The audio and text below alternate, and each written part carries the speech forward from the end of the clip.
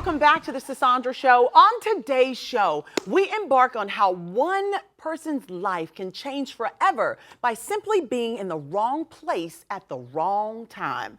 Today, we have a guest whose journey serves as a reminder for all of us to be mindful of the company we keep.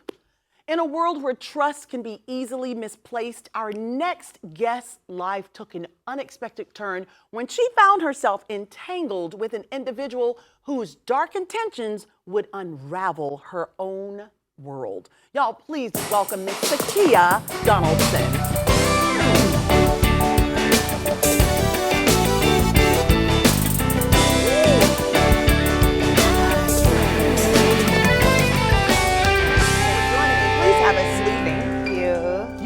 Fantastic. Thank you. So do you. Thank you. We're in the blonde club, yes, the short hair. The short hair. Don't care. Don't care. Indeed. Thank you again for joining me. We're going to dive in. You have a lot to tell us and share with our viewers.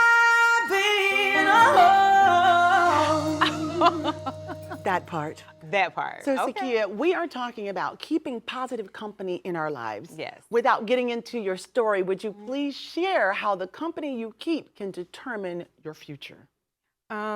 One thing that I've always just realized is that the people that you spend your time around the most, that's a reflection of you, right? That's true. And it's always like, show me your 5 closest friends and I'll show you your future, right? Yes. And so it's more so like you have to watch the company you keep, but you also have to watch the company that they keep because you just don't know what people are doing and what they have going on. But that can be difficult, very, right? Very Finding much out so. who the people you're hanging out with, who they're hanging out with. Yeah. Wow. Yeah. So you were one of the suspects arrested in this joint narcotics investigation.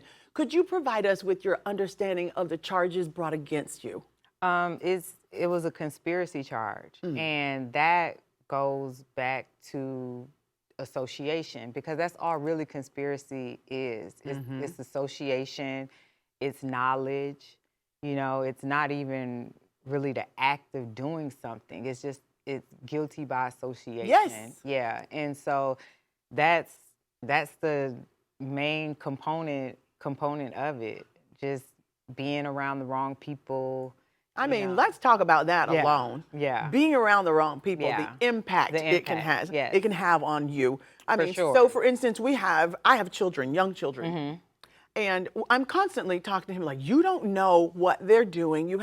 But I think as a teenager, they listen and they go, oh, Ma, whatever. Nobody's that serious. Nobody's doing that. Right. Talk about being around people who have this impact on you and you become guilty just by association. Yeah. And so, like in my case, right, I'm not going to say like I was totally innocent. Like I knew what was going on. I just didn't think that I was involved enough for it to affect me the way that it did. It was kind of like, hey, you're over there doing that. I'm over here doing this. It's fine. But like you said, one bad choice, unbeknownst to you, can start an avalanche of just things that you just have no control over. You could never imagine and definitely have no control. Yeah, once you're sure. in the grasp of the law, it's like... You're there. You're there. You're there. So how did you unfortunately get tangled into all of this? It was a gentleman that I was dating. It was a gentleman I was dating, and he was under investigation. Did he tell you when he met you? No, he didn't know.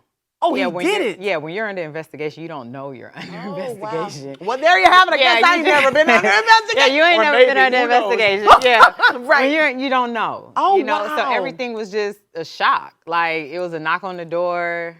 Hey, the DEA. Ooh, like, what? The narc knock. Yeah, them people. So it's, and when they come, it's a collective effort. Like, it's a lot of them. It's a lot of them. Is that what you're saying? It's a lot of them. They deep. They come deep. They come deep. That's terrifying, I'm sure. Of course. So how many? It probably was at my door, maybe about 8. Are you serious? Yeah, but that's once I my got lucky out, number, but that don't sound like a lucky number in that case. but then once I got outside, it was like maybe like 20 more. Are you serious? Yeah, that's so just how many standard people got operations. arrested that day when they came to knock on your Probably door? about 30. 30 It was people? like 30 people on the indictment because they have to do it simultaneously so that you're not alerting other people that is coming down the pipeline. So it's a very staged. Wow. Oh, it's the feds. It's so a they're like serious all in your situation. house Yeah, looking through stuff. I'm so sorry. ridiculous. My Yeah. goodness.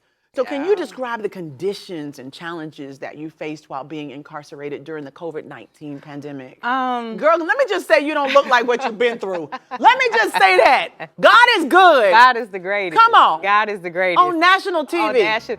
Child, you better tell these people. Come on.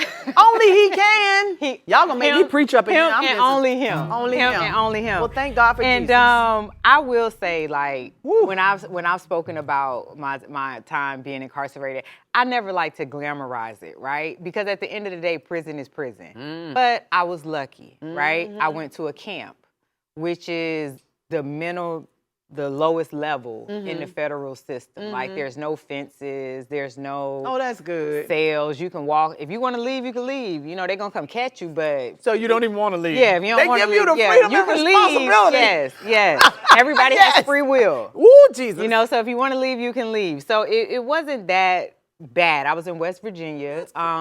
That's the same federal prison that Martha Stewart served her time at. Okay, yes. So the white collar. Yeah, it was very relaxed. But again, you know, I'm away from my family. Yes. I'm somewhere that I don't want to be. Right. My life has been put on hold, you know, and I have to go through this process. And so it's not fun, you know. No. I was just a little luckier than others as far as like I didn't serve hard time, but it was time. It was real time. Right? And so once the pandemic hit, I think I might have had like 4 months left on my sentence before I was to be released when the pandemic hit. And what did those conditions look like when the pandemic hit? It was so weird because we got locked down inside the prison. And when I say locked down, we just couldn't go out and commingle with other inmates. People? Really? Right. So we had to stay condensed to our units. And, you know, we're not really getting a lot of information. We're watching the TV. We're watching people fighting over toilet paper. Yes. You know, we're calling our families. And it's just like, well, what is going on in the free world? Like, this is what we're thinking because we're so secluded. And it was really tough. I know it was tough for a lot of the other inmates because, you know, being able to go out and just kind of move around the compound and get fresh air and things like, because it's a beautiful compound. Like, I don't want to take that away. Like, it's in the middle of the mountains. I'm sure. It's very aesthetically, it's a beautiful place, you know, and a lot of people need that to kind of help them get through and, you know, and we didn't have that. So I'm pretty sure it was difficult for a lot. I just kept my eye on the finish line because I knew I was right to the end. Right. And what was your full sentence? My sentence was 26 months. Oh, wow. It was 26 so months. 2 years and and 2 months. months. Yeah, and I served 20 months. So wow. Yeah, I was there for roughly a year, a little over a year and a half. Yeah. So how did the investigation and legal process impact your personal and professional life? Because like you said, your life was on hold. So for my professional life, I was a wardrobe stylist in Atlanta. I was based now in we can Atlanta. understand because you so fly. Okay. The title of the book. Yes. But I was a wardrobe stylist in Atlanta for roughly 20 years. I worked in the music industry. And so professionally, it really didn't have an effect on me just because of a lot of the people that I worked with or the artists or things like that, they had kind of had their own space. type of situation. So that didn't really affect me personally, like with my family and things like that. I was more disappointed in myself just because like I had accomplished like all of these things and all these wonderful things. And, you know, I'm traveling around the world and I'm working with people that I used to hang their posters on my wall. And as it's a like, child. and it's like now I have to tell my dad, like, hey, I'll see you in 20 months, So that part was difficult, but I was really focused on the other side, because I just knew it was something that I had to do. Of course. So instead of me, hovering over that, I just formulated a plan about how I was going to attack that and get out on the other side. And that brings me to this question of how did you cope with the emotional turmoil brought on because of the incarceration? I mean, you prepared yourself, you got to do it, but then you're in the middle, you're in the thick of it, as they say. Yes. I'm just a strong-minded person, and I'm very good at compartmentalizing things. I don't let one thing kind of bleed over into something else. It's like, okay, so for the next 20 months, this is your home.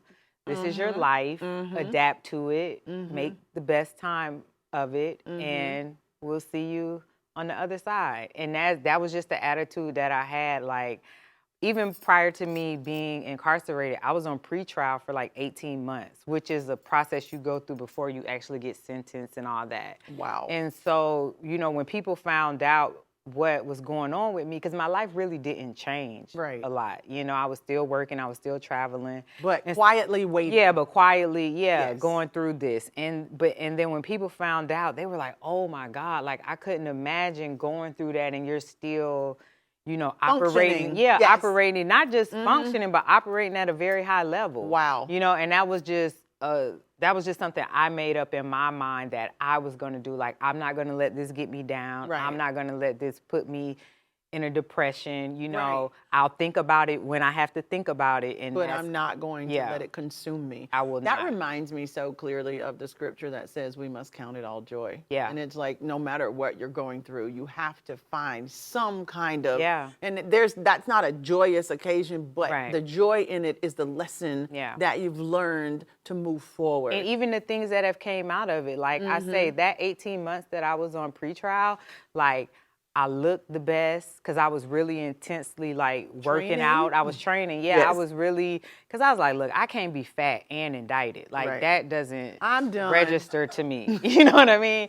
So it's like I'm training religiously, so I look my best physically. I was making the most money in my profession at that time. So I looked at it like that. I just was not going to be defeated.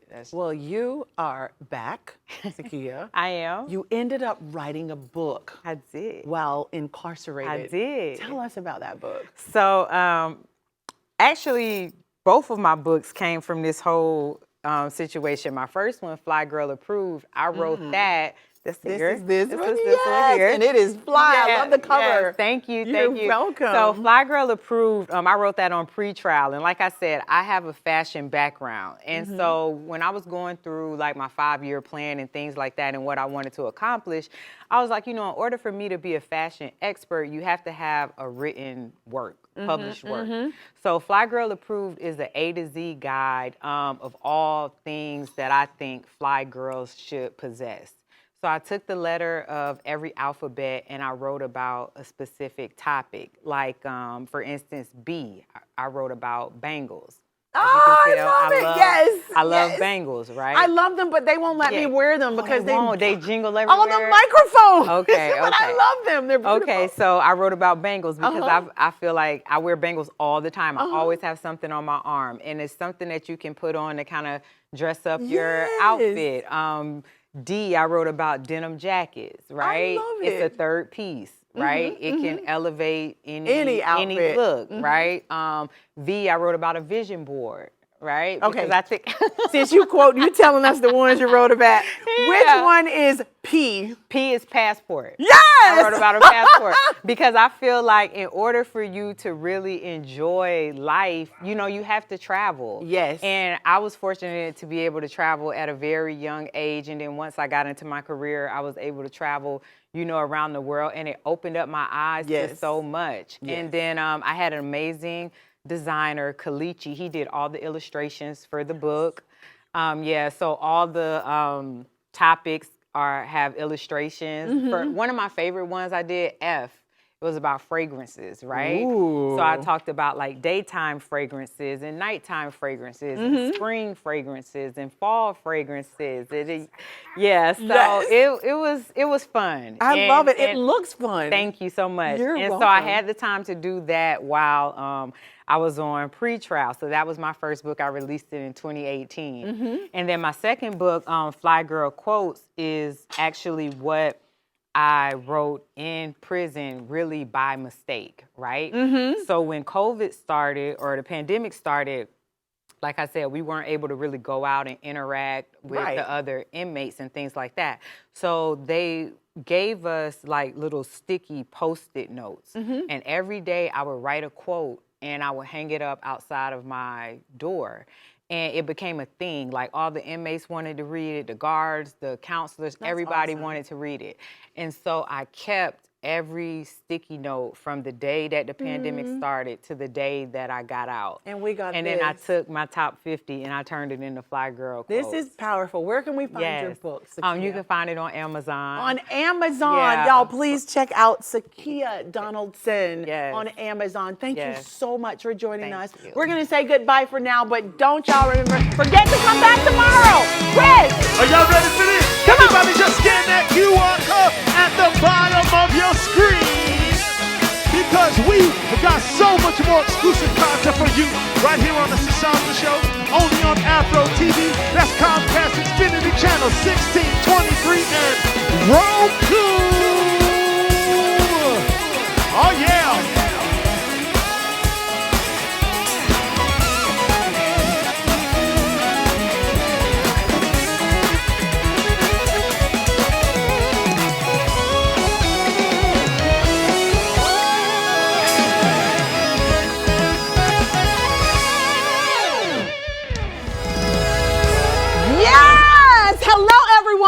If you are at work, at home, y'all drop everything and tune in because it's time for the Sisaundra Show! Yeah!